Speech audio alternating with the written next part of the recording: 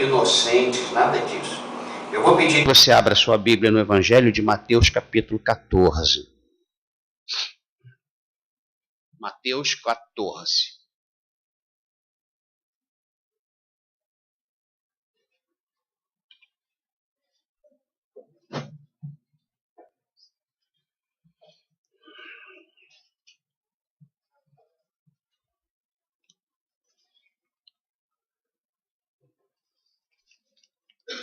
E uma coisa muito interessante aconteceu, porque Deus nos ensinou hoje, através do Bispo Moreno, que quando o povo chegou em Mara, e uma sede tremenda, e foi beber a água estava amarga e eles murmuraram.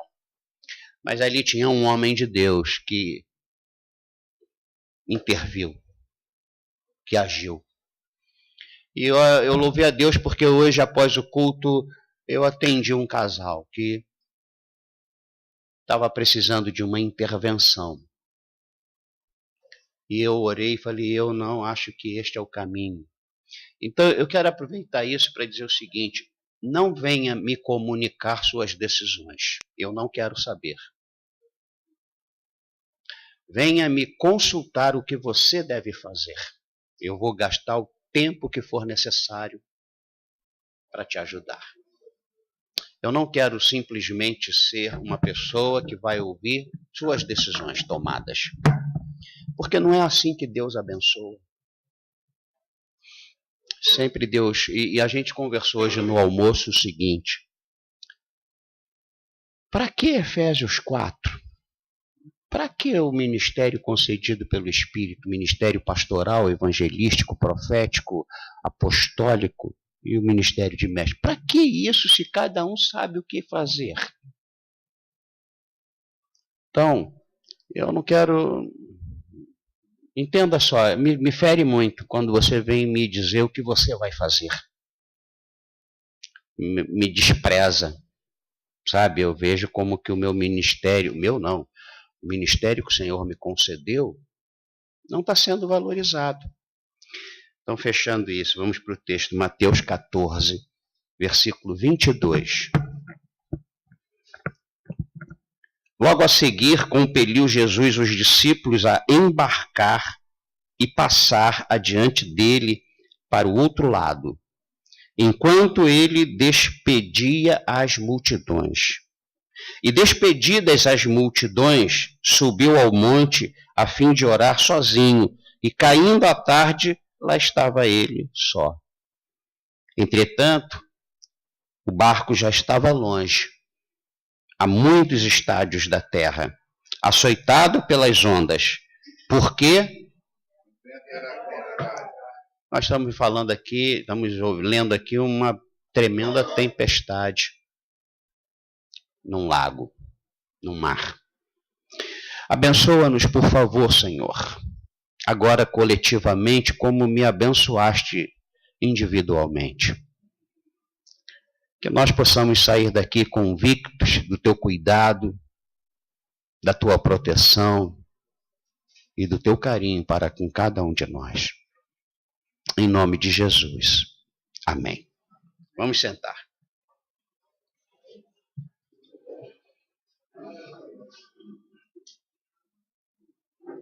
Eu não sei se vocês já leram esse texto, eu acredito que já leram pelo menos uma vez na vida. Ele continua. Eu quero parar aqui porque isso daqui é o que é necessário para nós.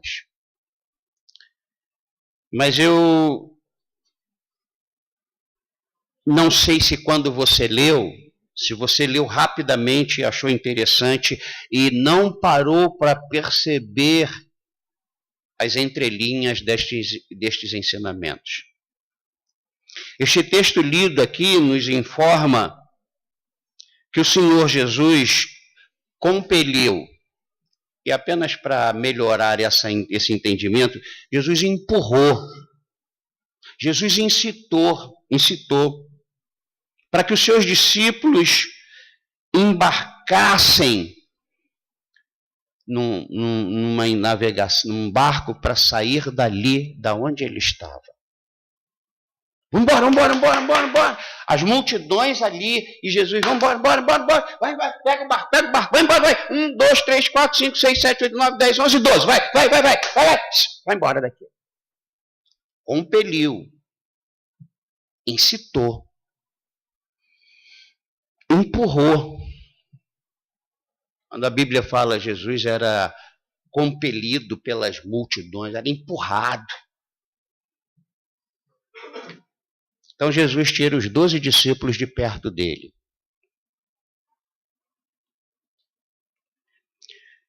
Segundo, o Senhor Jesus deixa seus discípulos irem sozinhos. E Jesus fica sozinho. E em terceiro lugar, o Senhor Jesus, após despedir as multidões, ele não vai imediatamente para perto dos discípulos. Ele vai para o monte ficar só. Diz aqui o texto, a fim de orar sozinho. E em caindo a tarde, lá estava ele só. Quantas e quantas vezes o Senhor nos tira de um tudo para um nada?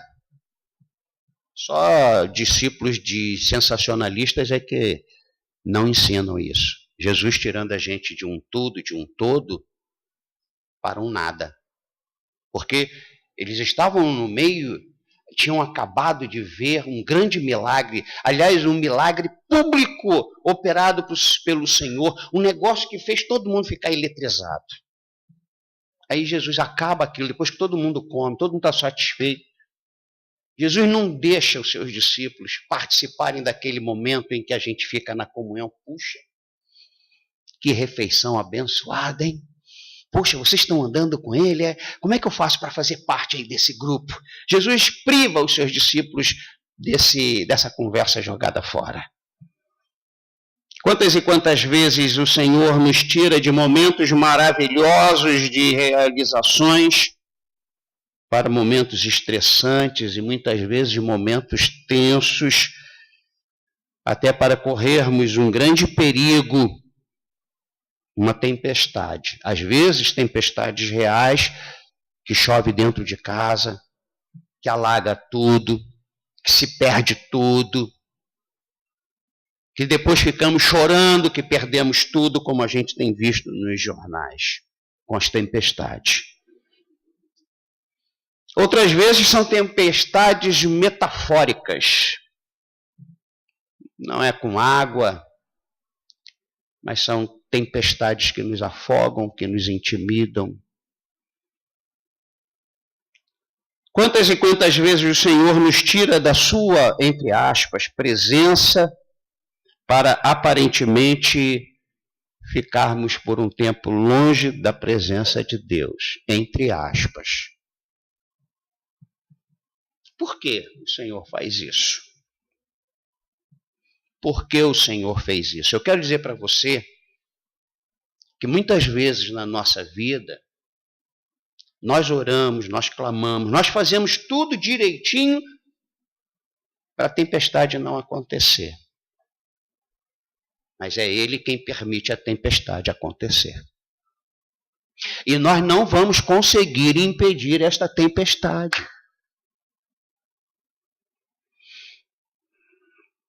Quando Lázaro estava doente, as irmãs dele, muito sábias, falou: chama Jesus antes que ele morra. E fizeram com uma certa antecedência, para que o irmão não morresse. Só que Jesus permitiu que elas passassem por uma tempestade da perda. Aquela tempestade que a morte traz na nossa vida. E ele se atrasa propositalmente. Sabe que eu estou querendo compartilhar com você que não vai adiantar você orar, jejuar, avisar, com antecedência, sofrer por antecipação, para que a tempestade seja evitada na sua vida.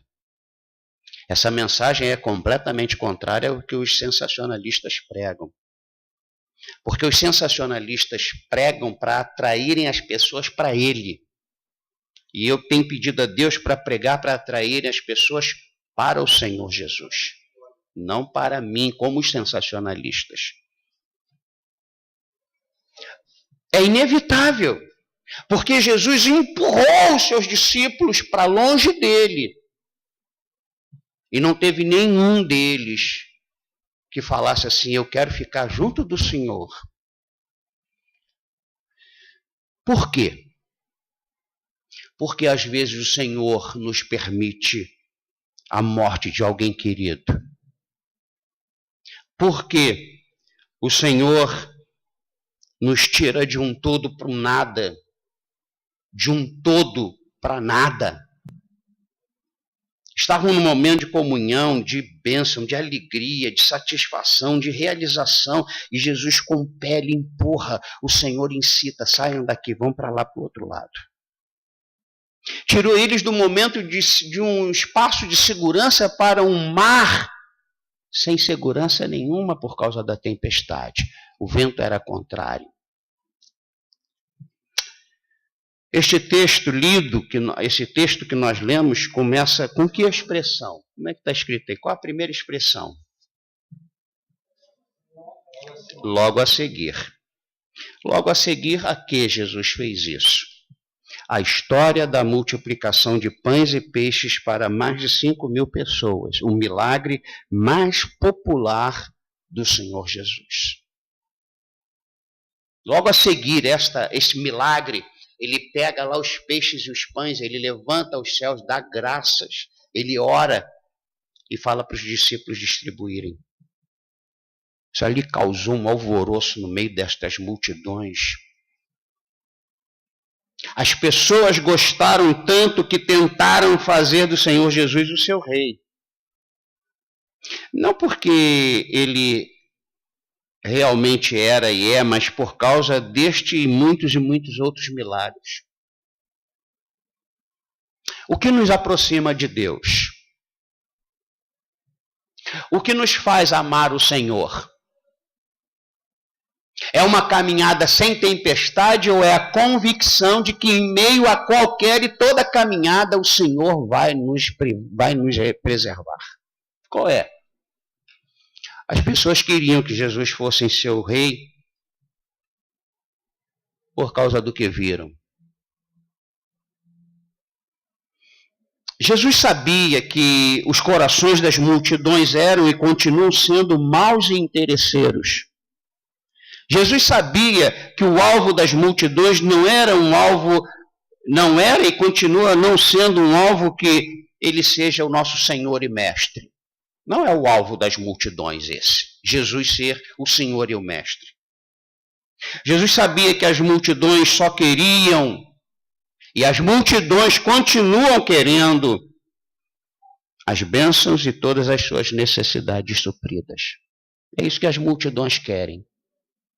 Por isso que viver em meio às multidões de pensamentos mundanos, multidões de gente longe de Deus, multidões de um monte de coisas, são perigosas.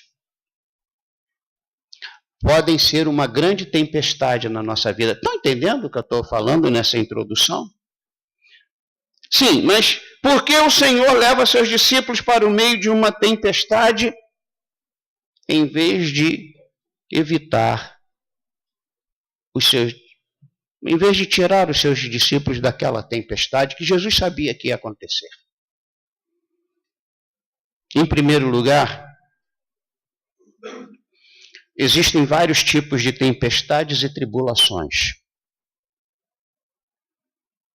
Esta tempestade do texto foi uma tempestade real. Mas quantas e quantas vezes as nossas vidas são inundadas por tempestades que frustram, intimidam e destroem. E por isso nós não queremos. E é por isso que a gente trabalha de sol a sol. É por isso que a gente não tem tempo para a família, a gente não tem tempo para Deus, a gente não tem tempo para nada. Porque a gente não quer ser atingido por tempestades financeiras. A gente tem que fazer alguma coisa para a gente não passar que nossos pais passaram.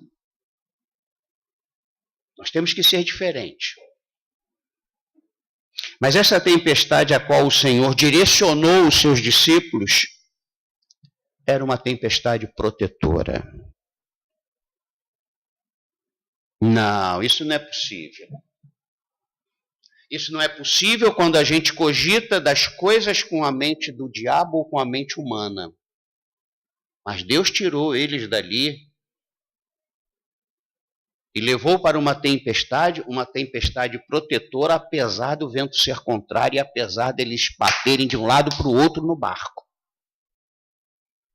Sempre quando o Senhor nos conduz, seja para a tempestade, seja para uma tribulação, seja para um deserto, para a gente ser tentado, isso é para nos proteger. Não é para nos destruir.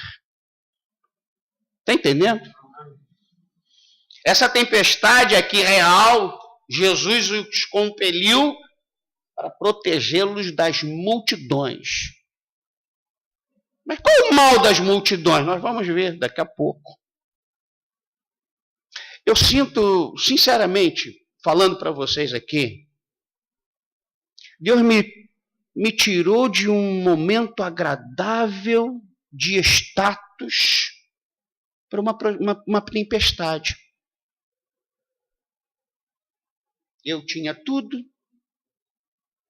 eu realizava tudo,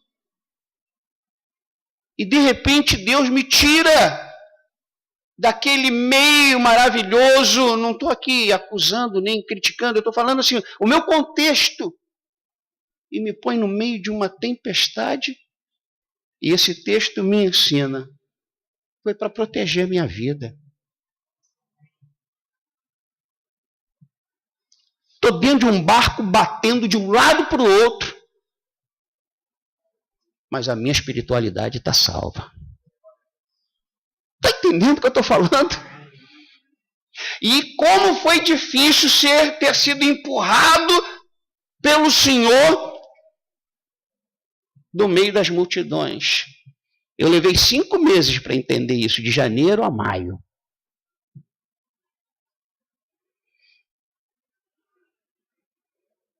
Não evite as tempestades que Deus nos manda ir para dentro delas. Você não vai conseguir evitar. Tenha coragem, ame a Deus e viva. Viva conforme Deus está mandando e está botando a música para você dançar. Porque mesmo que pareça que o barco vai afundar, arriscado ainda você andar sobre as águas para encontrar com ele no meio do mar. Em segundo lugar, essa tempestade real, como muitas que enfrentamos, era para proteger seus discípulos. Mas a gente diz, mas não tem sentido. Me diga uma coisa na Bíblia que tenha sentido. E é por isso que muita gente não encontra o sentido de andar com Deus. Porque Jesus disse que bem-aventurado é o humilde. Jesus disse que bem-aventurado é o pacificador. Jesus disse que quem bater na nossa face, a gente não pode revidar, a gente tem que virar outra face. Qual o sentido que tem na palavra de Deus para a nossa vida? O problema não é a palavra que não tem sentido. O problema é que a nossa vida está sem o sentido da palavra de Deus. Porque quando a gente entende que Deus está nos preservando, porque Lúcifer foi expulso do céu por causa de quê? Por causa de quê? Orgulho. Por que ele sente orgulho? Porque ele era o cara do louvor, da adoração, e ele perde um pouquinho a sensibilidade, a razão, o raciocínio, e pensa que ele pode tomar o lugar de Deus porque ele estava ministrando o louvor e a adoração no céu. o que esses discípulos não podem ter pensado naquele momento em que eles distribuíram os pães e peixes. Jesus não distribuiu, Jesus fez uma oração e entregou, e eles foram lá. Porque Lúcifer pensava que ele era o cara. Será que Jesus não está preservando os seus 12 discípulos desse câncer chamado orgulho que leva um querubim para baixo dele do céu?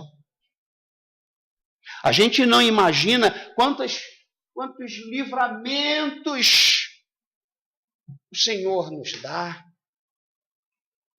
E o pior é que às vezes a gente está fugindo do livramento que Ele nos dá, tentando fugir da tempestade para a qual Ele está nos guiando. Está entendendo isso que eu estou falando? Está entendendo, Alex? Eles poderiam ter morrido afogados, mas não morreram. Porque as tempestades protetoras não destroem. As tempestades protetoras protegem. Nós temos que aprender isso. E a gente vai parar de sofrer por antecipação.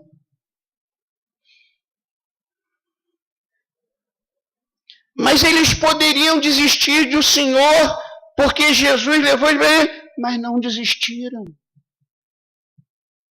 Não morreram. Porque o Senhor veio com a missão do céu para nos levar para o céu. Essa foi a missão do Filho. Fala para quem está ao seu lado, assim, olhando nos olhos. Ele veio do céu, fala, para te levar para o céu. Como é que ele vai te perder? Ele vai fazer tudo para preservar a sua vida. Então não questione mais por que eu estou passando por essa tempestade. Você quer viver? Quem quer viver? Quem quer ser abençoado? A tempestade é para isso. A tempestade protetora, porque existem vários tipos de tempestade. Em terceiro lugar, esta tempestade real era para protegê-los de 2 perigos. Primeiro perigo,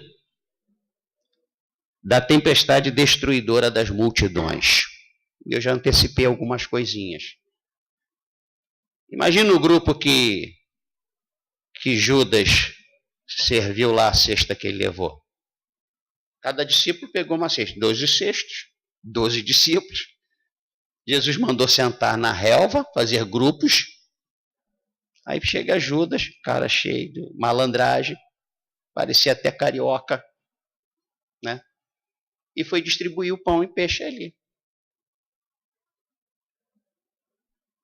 Imagina Pedro com sua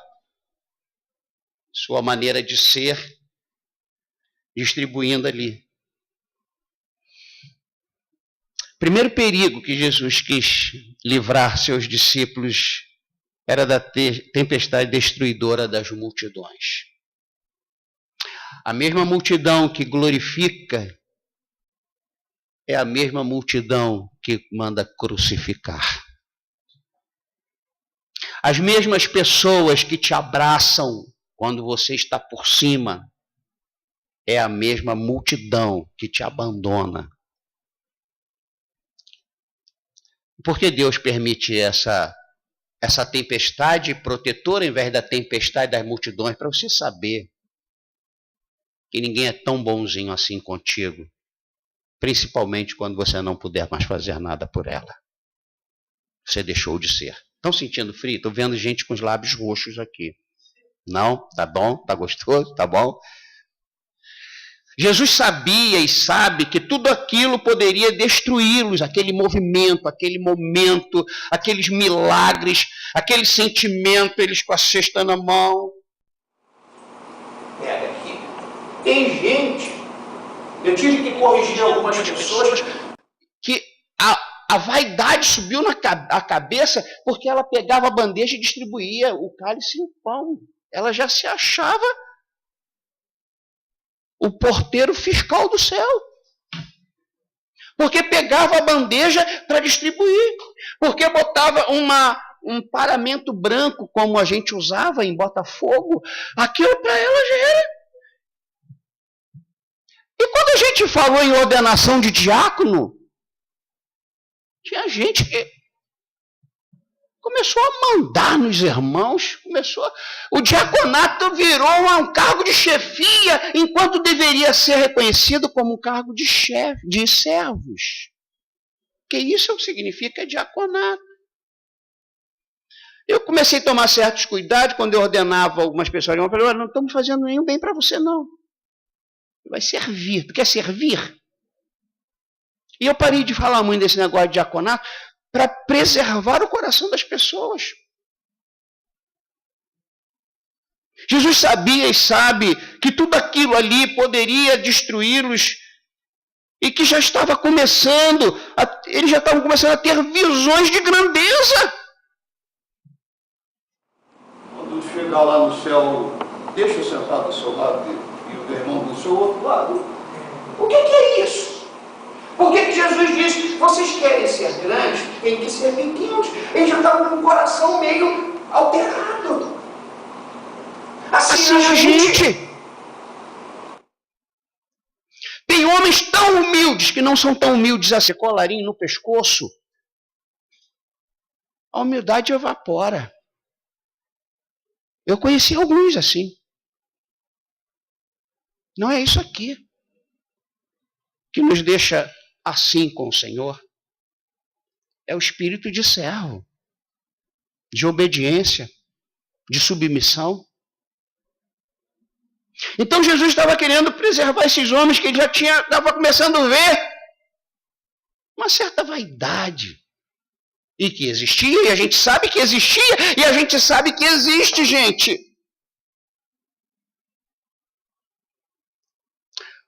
O nosso medo do futuro não é pelo que a gente precisa passar. O nosso medo do futuro é porque a gente não quer ser inferior a mais ninguém. A gente se acha muito difícil ser humilde, conforme as bem-aventuranças diz que felicidade reside na humildade de espírito.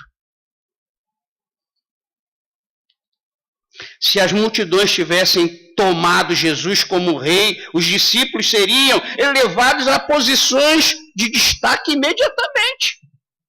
Jesus agora tem um monte de súditos. E aqueles 12 são os parlamentaristas do rei.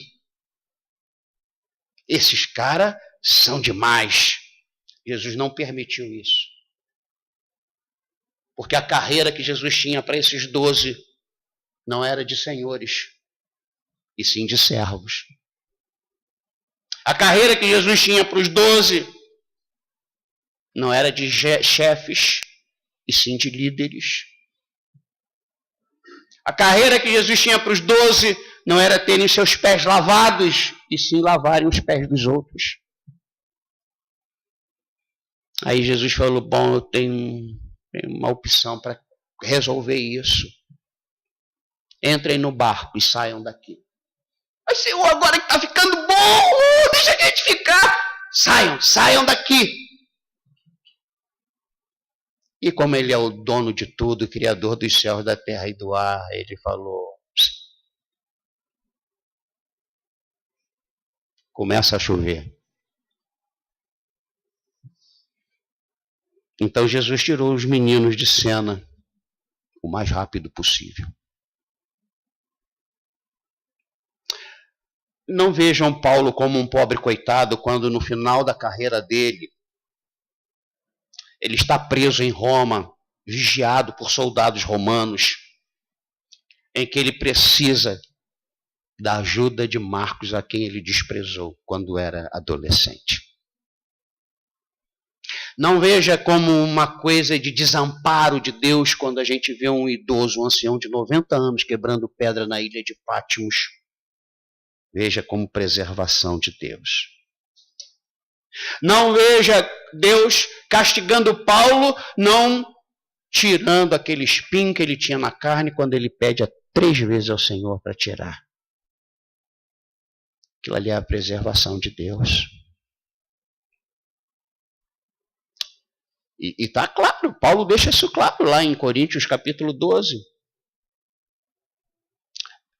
Ele diz, que para que eu não me ensoberbecesse com o cara pelo qual Deus me fez. Eu recebi visões, eu fui ao 3º céu, eu vi coisas inefáveis.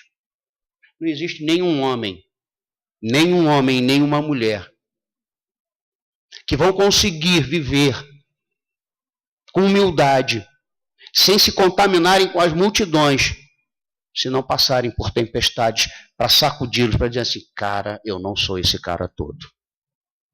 Está entendendo? Amém. Jesus tirou eles dali o mais rápido possível. Jesus os colocou em um barco e os enviou para o outro lado contrário que Jesus estava.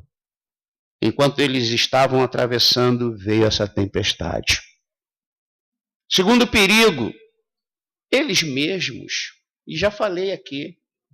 Nós somos um perigo. Eu sou um perigo para a minha vida, gente. Fala para quem está ao seu lado. Você é um perigo para a tua vida. Fala. Tu não é um perigo para você, Raimundo? Eu sou um perigo. As multidões são um perigo para mim, ainda mais quando eu falo assim, o Senhor é uma bênção. E eu acredito que eu sou essa bênção. Eu chego a acreditar. Aí o Senhor falou assim, meu filho, tu está muito derretido com esse Isaac, rapaz. Tu não está entendendo ainda por que eu te dei este filho. Aí vem aquela tempestade de 3 dias a caminho do Monte Moriá. Aquilo foi uma tempestade de emoções, de sentimentos, de pensamentos. Segundo perigo que Deus nos livra é de nós mesmos. Eu precisava sair do meio da muvuca, dos momentos gostosos de ser servido. Eu precisava e não queria, mas eu precisava. Eu estava um perigo. Às vezes Deus vai trazer dificuldades em nossas vidas para nos manter longe de algo pior, seja externos ou internos. Imaginemos como eles ficaram vendo que não eram nada nem ninguém no meio daquela tempestade. O que passou, o que deve ter passado na cabeça deles quando eles distribuíram os pães e peixes? Eu até penso assim, eu faço parte do grupo. Pega logo, hein? Pega logo. E a falta de educação e a arrogância. Eles queriam sentar um do lado do outro no celular no céu. Imagina o que eles podiam fazer com as pessoas. O outro arrancou a orelha do soldado. Os 2 discípulos, um era João, falou assim, o senhor quer, a gente manda descer fogo do céu. Olha quanta arrogância.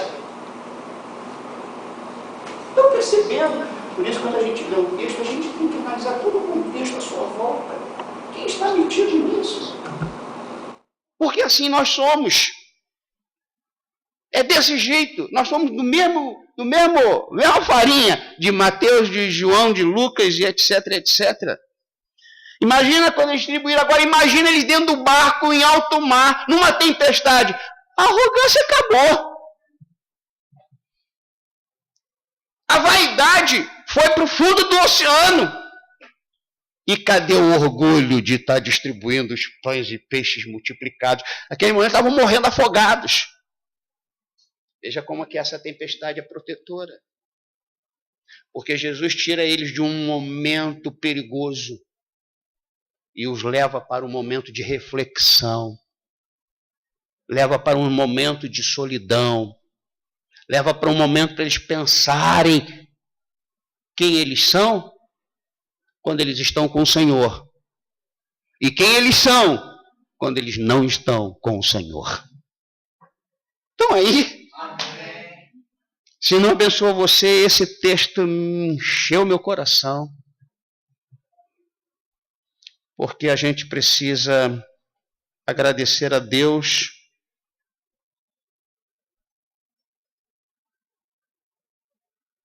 mesmo quando Ele não responde a todas as nossas orações com um sim que a gente espera que Ele possa falar.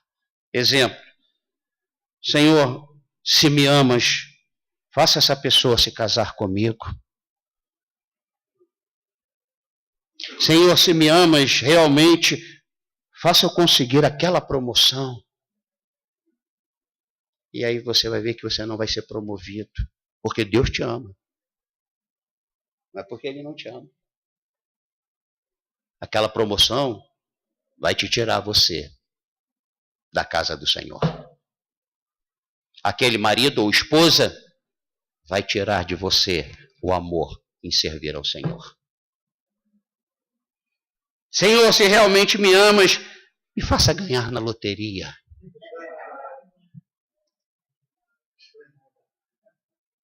Hoje fizemos um almoço para o Bispo Moreno, aí passou Finalmente eu quero dizer para vocês, meus amados irmãos em Cristo Jesus, da Igreja Missionária Rio de Vida, do YouTube, do Facebook, do WhatsApp.